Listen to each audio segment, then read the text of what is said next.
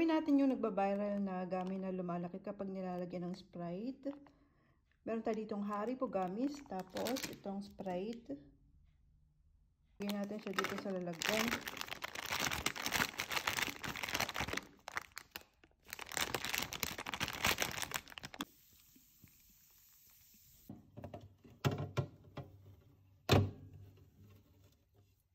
Pagkatapos ng 24 oras na pagbabad natin itong gummies dito sa Sprite, tingnan natin siya at i-compare natin siya.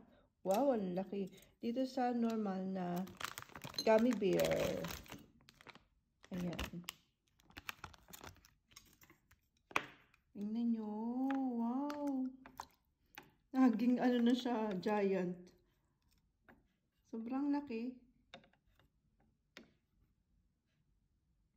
Compare natin siya dito. Lagay natin siya. Tingnan nyo. Kung gaano siya kalaki.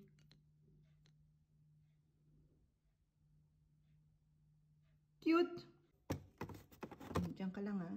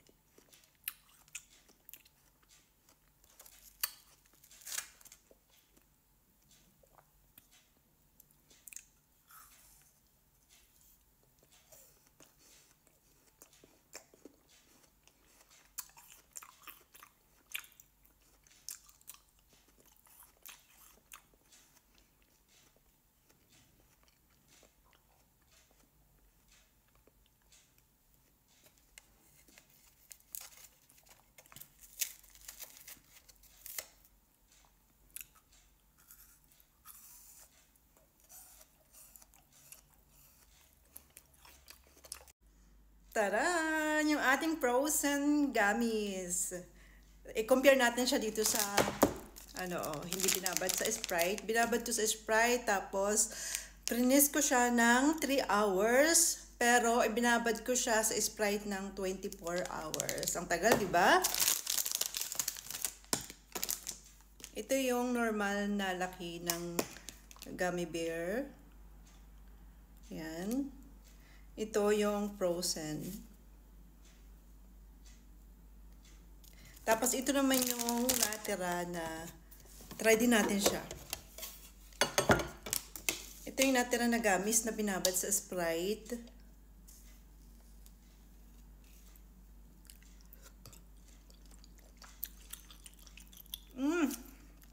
Texture niya, ang sobrang lambot, para na siyang jelly. Hindi katulad ng normal na gummy bear na makunat. Ito sobrang lambot. Ngayon naman, try natin tong frozen gummy bear. Ano kaya masarap? Try natin muna itong kulay green niya. Wah!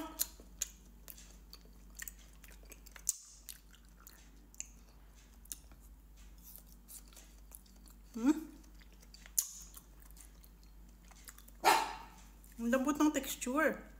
Tapos natutunaw siya sa gila. Lili.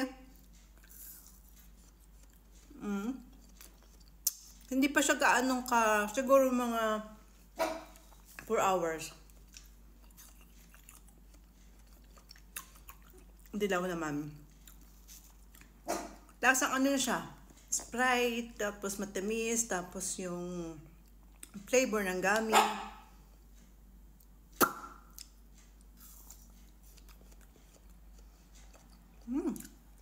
Sarap! Try nyo, kaya lang matagal siyang gawin.